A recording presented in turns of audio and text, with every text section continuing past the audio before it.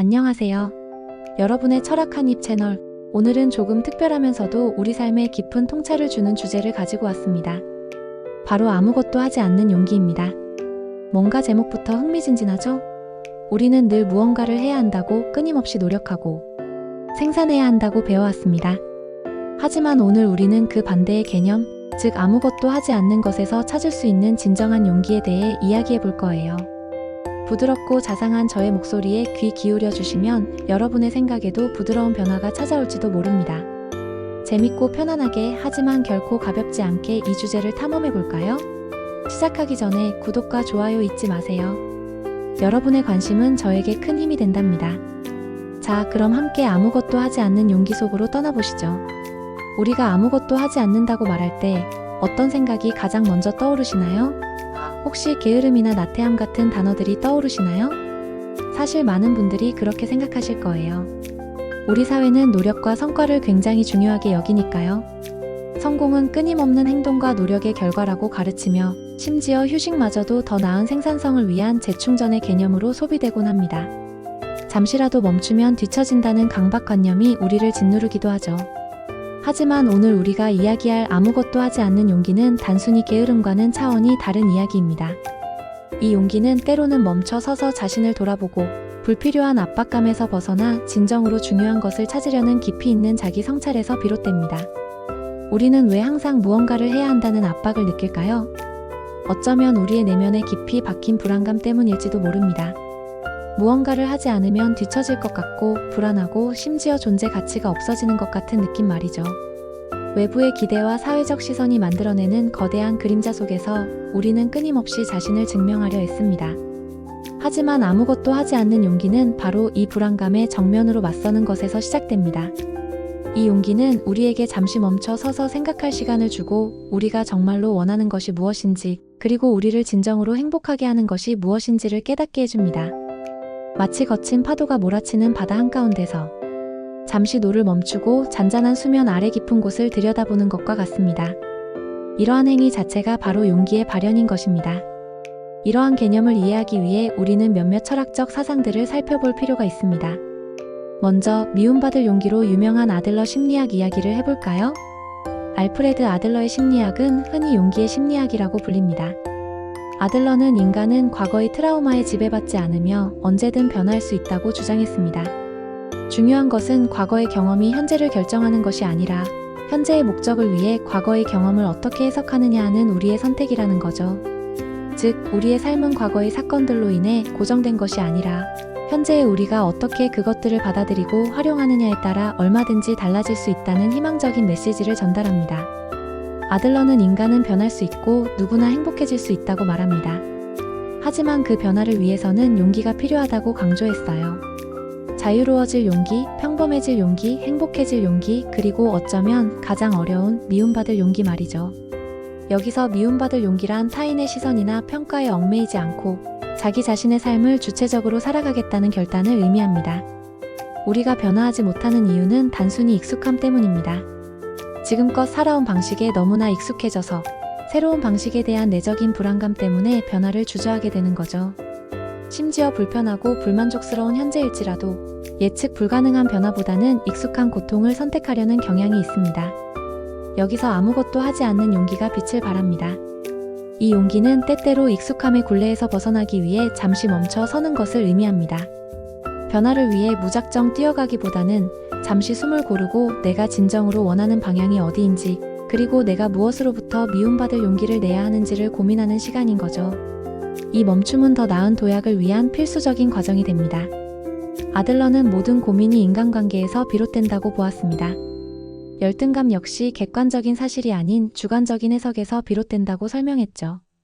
예를 들어, 내가 다른 사람보다 어떤 면에서 부족하다고 느끼는 것은 객관적인 사실이 아니라 내가 그렇게 해석하는 주관적인 감정이라는 것입니다. 하지만 이 열등감을 극복하려는 노력이 오히려 우리를 더 높은 곳으로 도약시키는 발판이 될 수 있다고 말합니다. 열등감을 긍정적인 동기로 삼아 자신을 발전시키는 계기로 삼으라는 것이죠. 중요한 것은 열등 콤플렉스, 즉 열등감을 변명거리로 삼거나 5월 콤플렉스, 권위에 기대어 자신을 포장하는 태도를 경계해야 한다는 점입니다. 이러한 태도는 결국 진정한 자신을 마주하는 것을 방해하고 불필요한 에너지 소모를 유발합니다. 여기서 아무것도 하지 않는 용기는 타인의 시선이나 평가에 연연하지 않고 내면의 소리에 귀 기울이는 용기와 연결됩니다. 남들이 나를 어떻게 생각할지 두려워 무언가를 끊임없이 하려 하기보다 잠시 멈춰서서 나 자신의 진정한 가치를 찾아보는 것. 이것이 바로 아들러가 말하는 과제 분리의 연장선상에 있는 아무것도 하지 않는 용기라고 할 수 있습니다. 타인의 과제에 휘둘리지 않고 자신의 과제에 집중하는 것, 이것이 진정한 자유를 얻는 길이니까요. 우리는 때로 아무리 어려워 보이는 관계일지라도 회피하지 말고 마주해야 합니다. 가장 안 좋은 것은 이대로 멈춰 서 있는 것이라고 아들러는 조언했죠. 하지만 여기서 이대로는 무조건적인 행동을 의미하는 것이 아닙니다. 이대로는 변화를 거부하는 정체된 상태를 뜻합니다. 즉, 문제에 직면했지만 아무런 해결 노력 없이 그 상태에 머물러 있는 것을 경고하는 것입니다. 반면 아무것도 하지 않는 용기는 주체적인 선택에 의해 잠시 멈춰 서서 자신을 재정비하고 진정으로 나아가야 할 방향을 모색하는 적극적인 행동입니다. 이것은 마치 전쟁터에서 잠시 후퇴하여 전열을 재정비하는 것과 같이 더 나은 전진을 위한 전략적 멈춤인 것입니다. 과거에 얽매이지 않고 지금 여기를 진지하게 살아가는 것이 중요하다고 아들러는 강조했습니다. 우리의 과거는 바꿀 수 없지만 현재를 살아가는 방식은 오롯이 우리의 선택에 달려 있다는 의미입니다. 이 지금 여기에 집중하기 위해서는 때때로 불필요한 과거의 짐이나 미래에 대한 불안감을 잠시 내려놓는 아무것도 하지 않는 시간이 필요할 수 있습니다.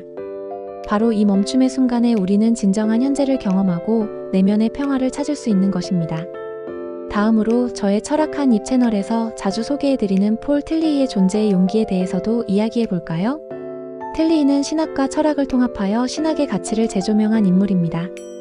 그는 단순히 신학적 교리를 설명하는 것을 넘어 철학적 사유를 통해 신학이 현대인에게 어떤 의미를 가질 수 있는지를 탐구했습니다. 그는 용기를 두려움을 불러일으키는 대상을 향해 담대히 나아갈 수 있는 힘이라고 정의합니다. 이 정의는 우리가 흔히 생각하는 물리적인 용기뿐만 아니라 존재론적인 용기까지 포괄합니다. 그렇다면 아무것도 하지 않는 용기는 틸리히의 관점에서 어떻게 해석될까요? 우리는 종종 공허함이나 무의미함이라는 존재론적 불안에 직면할 때가 있습니다. 현대 사회는 끊임없이 무언가를 채우고 성취해야만 의미 있는 삶이라고 가르칩니다. 그래서 무언가를 계속하지 않으면 내가 존재하지 않는 것 같은 불안감 말이죠. 틸리히의 존재의 용기는 바로 이러한 비존재의 위협에 맞서는 용기입니다. 즉, 내가 아무것도 하지 않을 때 찾아오는 공허감, 무의미함이라는 존재의 위협을 회피하지 않고 오히려 그 존재론적인 불안감 속에서 나의 존재 자체를 긍정하고 받아들이는 용기라고 볼 수 있습니다. 이것은 외부의 활동을 통해 나의 존재 가치를 증명하려 하기보다는 존재 그 자체에서 의미를 찾는 심오한 성찰인 거죠. 틸리히는 고대부터 중세까지 용기에 대한 철학자들의 다양한 해석을 소개했습니다. 예를 들어 아리스토텔레스는 용기를 인간의 본질적인 덕목으로 보았고, 토마스 아퀴나스는 신앙적 맥락에서 완전한 용기를 강조했습니다. 스토아 철학이나 기독교에서도 용기는 중요한 덕목으로 다루어졌죠. 스토아 철학에서는 이성적 판단을 통해 감정을 극복하는 용기를, 기독교에서는 신에 대한 믿음을 바탕으로 고난을 견디는 용기를 강조했습니다. 이 모든 용기들은 공통적으로 어떤 대상을 향해 나아가거나 어떤 역경에 맞서는 적극적인 행위의 용기였습니다. 하지만 아무것도 하지 않는 용기는 조금 다릅니다. 이 용기는 외부가 아닌 내부를 향합니다. 불안과 공허함이라는 내면의 위협에 직면하여 잠시 모든 활동을 멈추고 그 존재론적인 위협을 오롯이 마주하며 나의 존재를 긍정하는 용기인 셈이죠. 이는 단순히 회피가 아니라 더욱 깊은 차원의 자기 수용과 성찰을 가능하게 합니다. 스스로의 존재를 있는 그대로 인정하고 받아들이는 가장 근원적인 용기라고 할 수 있습니다. 마지막으로 일하지 않을 용기라는 다소 도발적인 개념에 대해서도 살펴볼까요? 데이비드 프레이는 일이 중심이 된 자본주의 사회 구조 자체를 비판합니다. 그는 일이 단순히 생계를 위한 수단을 넘어 마치 도덕적 의무처럼 강요되는 현상을 지적합니다. 일의 도덕화, 비노동자에 대한 낙인, 노동윤리라는 이름으로 강요되는 규범들이 어떻게 우리 삶을 갉아먹는지 해부합니다. 현대사회에서 일은 개인의 가치를 평가하는 주요 척도가 되었고, 일을 하지 않는 사람은 게으르거나 무능력하다는 낙인이 찍히기도 합니다. 이 책의 제목만 들으면 게으름을 옹호하는 건가? 싶겠지만 사실 이 책이 말하는 일하지 않을 용기는 우리가 흔히 생각하는 게으름과는 거리가 멉니다. 오히려 자신의 시간과 삶을 주체적으로 살아내기 위한 용기에 가깝죠. 프레이는 우리가 일이라는 틀에 갇혀 진정한 삶의 목적을 잃어버리는 것을 경계합니다. 아무것도 하지 않는 용기는 이와 괴를 같이 합니다. 우리는 늘 무언가를 해야만 쓸모있는 인간이 된다고 학습되어 왔습니다. 끊임없이 스펙을 쌓고 자기 개발을 하고 돈을 벌어야만 인정받는다고 생각하죠. 마치 톱니바퀴처럼 사회 시스템의 일부가 되어 쉼없이 돌아가야만 존재 가치를 인정받는 것처럼 말입니다. 하지만 아무것도 하지 않는 용기는 이러한 사회적 압박에서 잠시 벗어나 나는 무엇을 위해 일할 것인가? 내 삶의 진짜 목적은 무엇인가? 라는 근본적인 질문을 스스로에게 던질 수 있게 해줍니다. 이 용기는 단순히 일을 멈추는 것을 넘어 일에 지배당하지 않고 자신의 삶을 주체적으로 살아가는 힘을 의미합니다. 일하지 않는 삶은 게으름이 아니라 오히려 자신의 소중한 시간을 생존이 아닌 살아있음을 위한 활동으로 되돌릴 수 있는 용기가 필요한 선택이라는 것이죠. 일에서 벗어난 사람들이 되찾은 진짜 나의 시간은 그 무엇과도 바꿀 수 없는 소중한 가치를 지닙니다. 그 시간 속에서 우리는 비로소 자신을 위한 진정한 의미를 발견하고 삶의 본질적인 기쁨을 되찾을 수 있습니다. 결론적으로 아무것도 하지 않는 용기는 단순히 게으름을 옹호하는 것이 아닙니다. 이 용기는 사회적 압박과 내면의 불안감에서 벗어나 진정으로 나다운 삶을 살기 위한 깊이 있는 자기 성찰과 주체적인 선택을 의미합니다.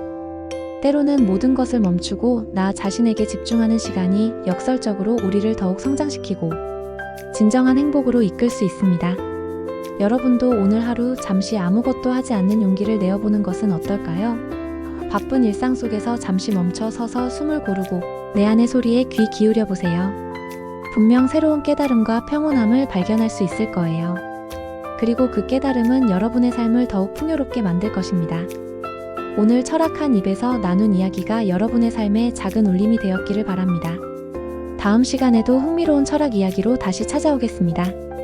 구독과 좋아요, 그리고 알림 설정까지 꼭 해주시는 센스 잊지 마세요. 다음에 만나요.